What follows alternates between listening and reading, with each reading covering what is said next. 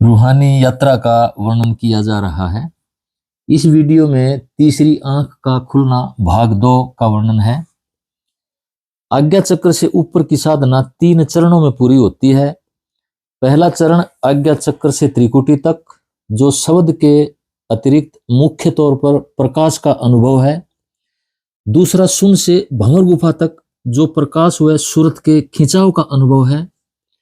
और तीसरा भंवर गुफा से अनामी धाम तक, जो सूरत का प्रकाश व खिंचाव के साथ साथ स्वामी धाम में सूरत का लय का अनुभव है।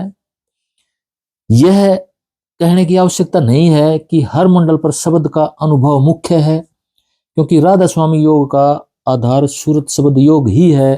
पहले चरण में आज्ञा चक्र, ज्योति निरंजन और ओंकार की साधना पूर्ण होती है। दूसरे में रारंग सोहंग और तीसरे चरण में सतनाम से ऊपर अनामी धाम तक की साधना पूर्ण होती है। जब साधक लगातार नाम का स्मरण करके अपनी बाहरमुखी चित्तवृत्ति को अंतर्मुखी बना लेता है, तो ध्यान के द्वारा वह चित्तवृत्ति एक स्थान पर एकाग्र होकर टिकने लग जाती है। और जिस समय यह वृत्ति एकाग्र हो जाती है, अपनी जगह पर रुकने लगती है, तो यही चित्तवृत्ति व्रत बनाकर प्रकाश के रूप में बहने लग जाती है। इसे ही तीसरा नेत्र शिव नेत्र या दिव्य चक्षु का खुलना कहा गया है। आंखों के पीछे वृत्ति टिकाने का प्रयत्न हर व्यक्ति अनायास ही करता रहता है और अपने काम निकालता रहता है। जब मनुष्य काम करते करते थक जाता है, तो वह आंख बंद करके आराम करना चाहता है। तब वह अपनी वृत्ति इसी स्थान पर टिकाता है और यहां से ताजगी निकाल कर लाता है।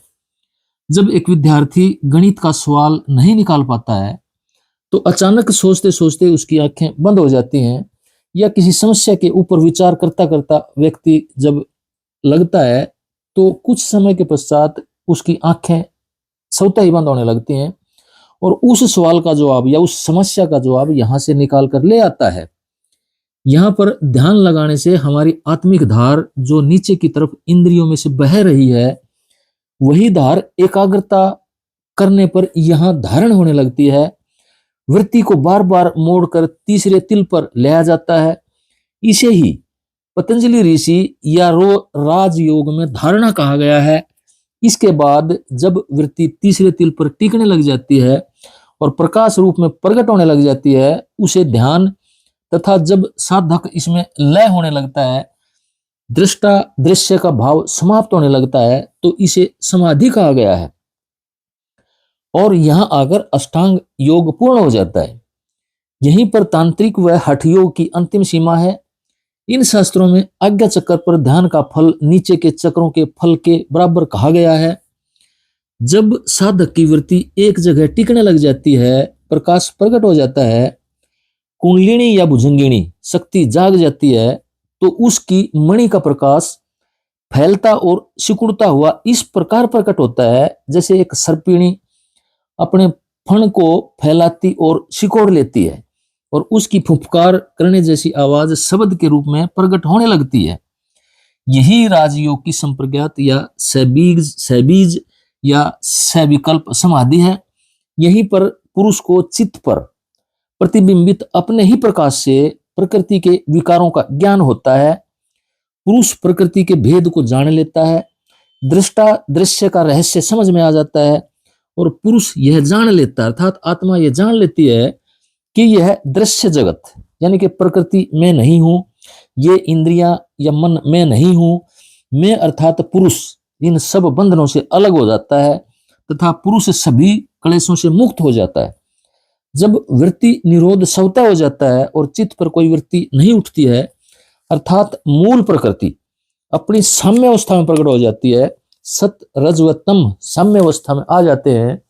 कारण अवस्था होने की वजह से जहां अंधकार रहता है, तब असंप्रज्ञात या निर्विकल्प या निर्बीज समाधि का साक्षात्कार होता है तथा योगी कैवल्य पद में स्थित हो जाता है, जहां पर कर्मों का बीज, कोई भी बीज या वृत्ति नहीं रहती है, निवृत्ति अवस्था आ जाती है। यहां आकर पुरुष 3 ताप अर्थात आध्यात्मिक, आधिभौतिक और आधिदैविक 5 क्लेश, 3 गुणों और प्रकृति के सम व विषम विकारों से निवृत्त हो जाता है। यही है राजयोग का ध्यान फल, जो आज्ञा चक्र और उसके आगे के अंधकार मंडल पर पूर्ण होता है। यह योग आरंभ में हिरण्यगर्भ ऋषि द्वारा प्रकट किया गया था, लेकिन इसके लगभग लुप्त होने पर फिर पतंजलि ऋषि ने उन्हीं सूत्रों के आधार पर योग दर्शन का प्रतिपादन किया। इसी अवस्था को पतंजलि योग सूत्र के समाधिपाद के 29वें सूत्र में धर्म मेघ समाधि कहा गया है, जिससे विवेक ख्याति प्राप्त होती है। विवेकानंद अपने संपूर्ण साहित्य में इसी धर्म मेघ समाधि को प्रकाश का बादल अर्थात क्लाउड ऑफ वर्च्यू कहकर वर्णन करते हैं। अर्थात जब नीला व श्यामला प्रकाश या मिट्टी के या बादल के रंग जैसा प्रकाश इस शरीर की अचेतन और निश्चेतन चेतना से निकल कर आता है, तो उसका रंग व चमक नीलिमा और श्यामला के रूप में बादल की तरह घूम घूम कर आता है। यही बात श्वेताश्वतर उपनिषद में इस प्रकार कही गई है, यथैव बिंबम मर्द्योपलिप्तम तेजोमयम भ्राजते तत् सुधांतम तत् आत्म तत्वम पर समीक्षा देही एक कृतार्थो भवते वीतशोक है। अर्थात तेजो में सोना या चांदी जो मिट्टी से लिप्त है, जिसको मर्द्योलिप्तम कहा गया है, तेजो में सोना या चांदी जो मिट्टी से लिप्त है और जब साफ किया जाता है, उसको मांजा जाता है, तो प्रकाश के रूप में चमकने लगता है, उसकी चमक बाहर आने लगती है तथा देही पुरुष उस आत्मा को देखता हुआ दुखों से रहित हो जाता है। अतः यह चमकता हुआ प्रकाश आरंभ में पृथ्वी व बादल के रंग से लिपटा हुआ प्रतीत होता है, जो धीरे धीरे अभ्यास में चमकता जाता है। जैसे जैसे अभ्यास का रगड़ा चढ़ता जाता है, तो इसका रंग भी निखरता जाता है और भगवा पीलेपन लालिमा व सुनहरे रंग में बदलने लगता है। कपिल मुनि के सांख्य दर्शन में मूल प्रकृति का पहला विकार या विकृति महत तत्व अर्थात बुद्धि है, जबकि योग दर्शन में इसका नाम चित्त दिया गया है। सांख्य दर्शन में बुद्धि से इन विकारों के स्वरूप का निश्चय किया जाता है और गुण अर्थात सतोगुण, रजोगुण और तमोगुण गुणों में बरत रहे हैं, यह सोचकर प्रकृति के असली रूप को समझा जाता है, जबकि योग में चित्त पर समाधि द्वारा इन विकारों का साक्षात्कार किया जाता है। तो इस प्रकार इस तरह से चित्त की वृत्ति आज्ञा चक्र पर कमल के फूल की तरह खिलती रहती है और बार बार एक बिंदु का आकार लेती रहती है। प्राणों की धार ऊपर की तरफ खींचने लगती है और उसका संचय माथे में होता हुआ प्रतीत होता है। हृदय में ठंडक व आनंद महसूस होता है। शरीर में गर्मी आने लगती है। गर्मी तब महसूस होती है जब कुंडलिनी शक्ति नाभि में अग्नि तत्व की विष्णु ग्रंथि खोलती हुई ऊपर आती है। नीचे से हाथ व पैर सुन्न होते हुए प्रतीत होते हैं। यह अवस्था वह अवस्था नहीं है जिसे जीते जी मरना समझ लिया जाता है और साधक अपने अनुभव को पूर्ण समझ लेता है। जीते जी मरना तो शरीर को मृत्यु प्रदान करने जैसा अनुभव है, जिसका वर्णन अभ्यास के दूसरे चरण में किया जाएगा और जिसकी पूर्णता कई प्रकाश व अंधकार के मंडल पार करने के बाद सचखंड में चेतना की तीसरे चरण की यात्रा में होती है। यहाँ पर सूर्य, चांद, सितारे, बादल, पर्वत आदि दृश्य दिखाई दे सकते हैं, जो बहुत ही रंगीन व मनमोहक होते हैं। शरीर में कुछ ऊपर की तरफ सरकता हुआ मालूम हो सकता है। चोटी में या हाथ या पैर आदि में विशेष ठंडक की अनुभूति हो सकती है। सुबह शाम घूमते हुए यह ठंडक शीतल फव्वारे की तरह सारे शरीर को शीतलता प्रदान करती है। शरीर पर ठंडी फुहारें पड़ने जैसी अनुभूति हो सकती है।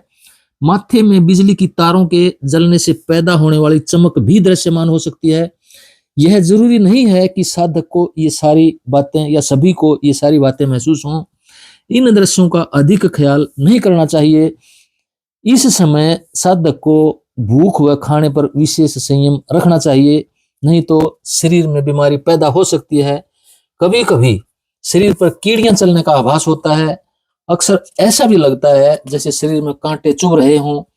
श्वास धीमा धीमा चलना आरंभ हो जाता है। कानों में चरचर की आवाज जैसे नसें नाड़ियां खुल रही हों आ सकती है, या जैसे शांत समुद्र की ऊपरी सतह पर पानी की झाल उठने से आवाज पैदा होती है, या पानी के झरने की तरह कल कल की आवाज, बादल की धीमी धीमी धीमी गरज जैसी आवाज, या भंवरे की भरमर गीत, भंवरे का भरमर गीत जो कई बार शाम के समय वातावरण में सुनाई देता है, ऐसी आवाजें, ऐसी कई तरह की आवाजें आ सकती हैं और सुनाई दे सकती हैं। ध्यान की कुछ अग्रिम अवस्था में इकट्ठी घंटियों की टुनटुनाहट, भेरी, ढोल या कभी कभी शंख की आवाज आ सकती है। कभी कभी माथे से, सिर के मध्य से या चोटी से एक ऊंची पतली हुटर जैसी आवाज पैदा हो सकती है, जो कुछ ही क्षणों के लिए आती है। यह आवाज सभी आवाजों को दबा कर आती है और तुरंत चली भी जाती है। इस तरह से इस अवस्था में अनेक आवाजें शुरू होकर समाप्त होती रहती हैं। इन आवाजों का रुकना ठीक भी नहीं है। ये जितनी जल्दी बदलती रहें और अगली आवाज आती रहे, उतना ही अच्छा रहता है। जितना अधिक प्रकाश अंदर में बढ़ता जाएगा, ये आवाजें भी उसी गति से बदलती रहेंगी। यदि अंदर में प्रकाश की कमी है तो ये आवाजें भी रुक रुक कर खड़ी हो जाती हैं। यह भी जरूरी नहीं है कि ये सारी आवाजें सभी को सुनती हैं, इनमें से हो सकता है कुछ ही आवाजें सुनाई दें। इन आवाजों के झांसे में नहीं आना चाहिए। ये आवाजें असली शब्द, धुन और शब्द नहीं होती हैं। ये सभी आवाज काल व माया से पैदा होती हैं। ब्रह्मलोक और सतलोक में हो रही शब्द धुन की छाया मात्र हैं, असली नहीं है।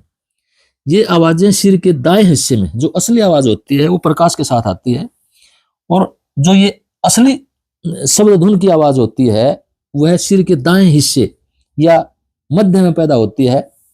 यदि ये आवाजें सिर के बाएं हिस्से में उठती हैं तो साधक को अपनी कमियों को दूर करने की कोशिश करनी चाहिए, सतगुरु में प्रीत जगानी चाहिए और प्रेम वाणी पढ़नी और सुननी चाहिए। बाईं तरफ की आवाजें काल का शब्द और दाईं तरफ की आवाजें दयाल का शब्द हैं। इसी सिलसिले में शरीर का हल्कापन भी महसूस हो सकता है, जैसे आसमान में उड़ने जैसी अनुभूति भी हो सकती है। श्री विवेकानंद अपने साहित्य कंप्लीट वर्क्स ऑफ विवेकानंद के भाग 2 अध्याय 6 प्रत्याहार और धारणा में इस तरह से वर्णन करते हैं। Sometimes there will be sounds as a peal of bells heard at a distance, commingling and falling on the ear as one continuous sound. Sometimes things will be seen, little specks of light floating and becoming bigger and bigger, and when these things happen, know that you are progressing fast. वे कहते हैं कि जब कभी कभी हमारे कान में दूर से आती हुई घंटियों की टुनटुनाहट दूसरी आवाजों के साथ मिली हुई सुनाई दे, या जब प्रकाश के छोटे छोटे बिंदु तैरते हुए दिखाई दें जो फैलकर बड़े से बड़े होते जाएं, तब समझना चाहिए कि हम बहुत तेजी से आगे बढ़ रहे हैं और हमारा ध्यान आगे बढ़ रहा है। यही घंटियों की टुनटुनाहट तथा अन्य प्रकार के शब्दों का वर्णन श्री अरविंद द्वारा सावित्री में हृदय चेतना अर्थात साइकिक बीइंग के खुलने के समय किया गया है। राधा स्वामी।